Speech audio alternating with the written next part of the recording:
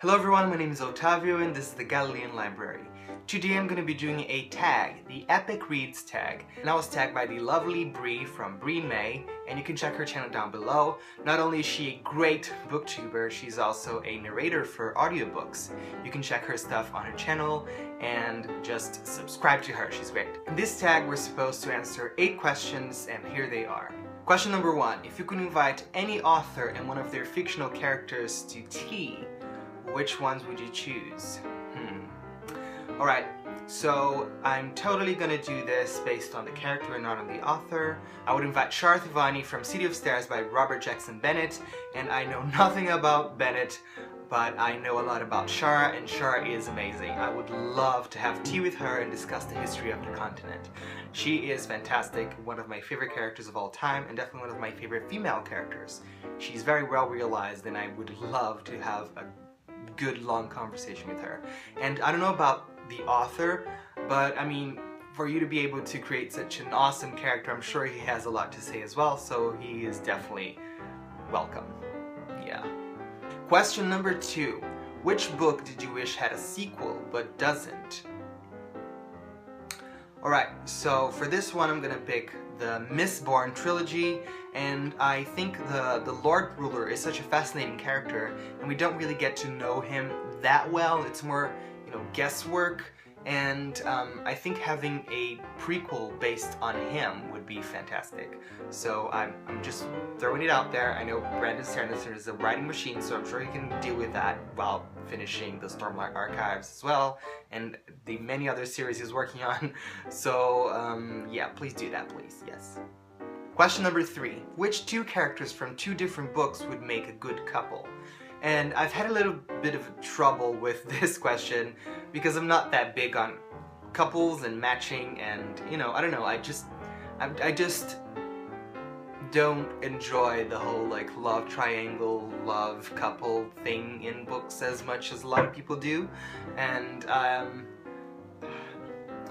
don't know, I just don't enjoy the whole romance part of books that much. I mean, I enjoy it, I read it, and I enjoy reading about it, but I just don't, I don't think that's as fascinating as a lot of people seem to think.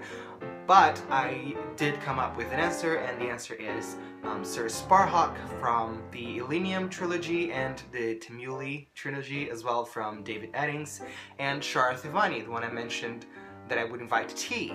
Maybe I could invite Sir Sparhawk as well and maybe get them to know each other, maybe?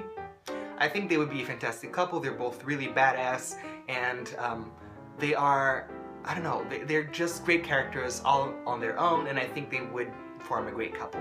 Though, maybe 2 big personalities would clash, but I don't know, I just think they should give it a chance, Question number 4. If you ran into your favorite author on the subway, what would you say? Right, so just as it was difficult for Bree in her video, you can watch the video from the link down below, it is hard for me as well because I hate choosing favorites. I have so many favorites that I can't choose a favorite. I don't know, is that conflicting? I don't know. I know that it's hard enough to choose a favorite author for me. And also to come and talk to them on the subway, out of the blue, that would be so weird. I would be completely awkward, and I would definitely say something wrong, and maybe just hi and turn my back and walk away. I know, I'm awkward in social situations, especially with people that I don't know. Maybe if I can't think of it right now, but maybe if there's a book that has a very inconclusive ending and I met the author on the subway or somewhere else and I had the chance to talk to them and the guts to actually go and talk to them, I would ask, so what's up with that? What were your thoughts? In retrospect, that would be, against probably their wishes because they wrote it that way. But maybe I would still ask it depending on what the cliffhanger is about. Question number 5. What book made you a reader? So the first book that I remember being very fascinated about was The Tales of Peter Rabbit by Beatrix Potter, and this is a children's book with beautiful illustration. It was written and illustrated by Beatrix Potter, and she is great. I loved it. It's a big part of my childhood. The cartoon based on it, done by BBC as well, is one of my favorite cartoons of all time. I loved it, and I don't know, I was just fascinated with that book. Though I would say it didn't really make me want to read other stuff, it made me want to read it over and over again when I was a kid. But I think the book that made me actually go out and read other books was probably Harry Potter and the Philosopher's Stone by J.K. Rowling, and I think that's the case for a lot of people my age these days. You know, Harry Potter is just a big portion of our teen years, and it definitely was for me. It's one of the books that I used while learning English, you know, just reading it in the original language just that I could learn the words. And the first time I read it in English was really hard because I couldn't understand half of it, but at the end I could actually, you know, understand a lot of the words just by context, which is great. And definitely that book did make me read a lot of other books as well. Not just in the series, but other series as well. Question number 6. If your bookshelf caught fire, what would you save? Definitely I would save Preventing Bookshelf Fires for Dummies by Charlie McGee. You know, like I have to, you know, think of the future. I can't let my shelves caught fire in the future. I just have to, you know, learn how to prevent it, I guess. Right. Now, all kidding aside, I think I wouldn't save anything. Yeah, you heard it. I wouldn't save anything. I mean, I love my books. I love them to death. Well, not really to death, but I mean, I love them a lot. And but I've learned to, you know, not get too attached to them, I think. And this whole shelf behind me, I think there's only like 3 books that I've had for years and years, maybe 4 or 5, something like that. Like a very small number of books that I've had for a long time, and most of them I had to buy recently. Because when I moved from Brazil to New York, I think 2 years ago or so, something like that, I basically had to abandon my entire shelf back there because I couldn't just put everything in a bag and bring it over. You know, imagine how much I would pay for excess baggage on the airport. You know, it's ridiculous. I just don't have the funds to do that. I can always buy the book again to read it unless it's something precious, you know, like a first edition or something like that, which I don't have anything here. Anyway, that's it. I wouldn't really take anything.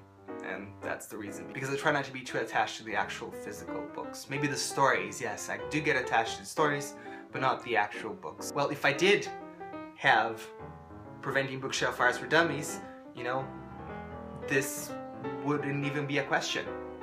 Alright? Question number 7. What dystopian world would you live in? Maybe I think the world of Do Androids Dream of Electric Sheep by Philip K. Dick. And I would only say that one because as though it is a little dystopian, not entirely as other worlds out there, but somewhat, I would say it's still lively and interesting. You know, it's the future, there's big technology around, and I think that would be my answer, you know, just because it's more interesting than other dystopian worlds out there, and because it's probably a little less dangerous. You know, androids are better than having to die for the capital, I guess. Question number 8. What is your most epic read of all time? Huh. I don't know. I can't really pick one, so I'll pick a few that were really, really epic reads, and those would be Game of Thrones, the Mistborn trilogy, City of Stairs, and what other books were really epic? East of Eden. Yeah, that's a classic that's pretty epic, and it's not fantasy at all.